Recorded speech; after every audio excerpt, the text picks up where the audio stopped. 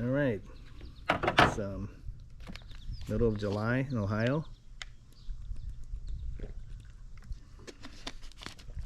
Got this in the mail. Gonna open it up.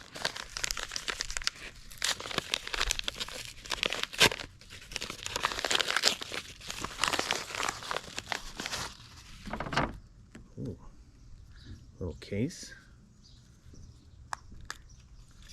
There it is. A Fish Ohio pin. Caught a big crappie. You'll see a picture in the video. And normally they send these all out at once at the end of the year. This one came in the middle of the summer.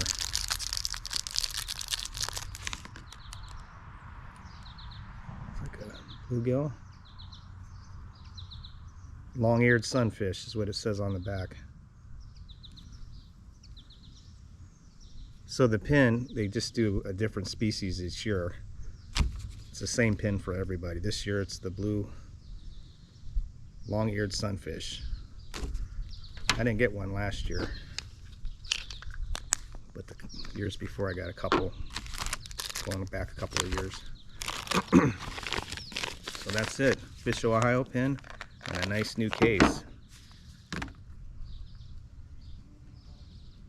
That's all I have to say.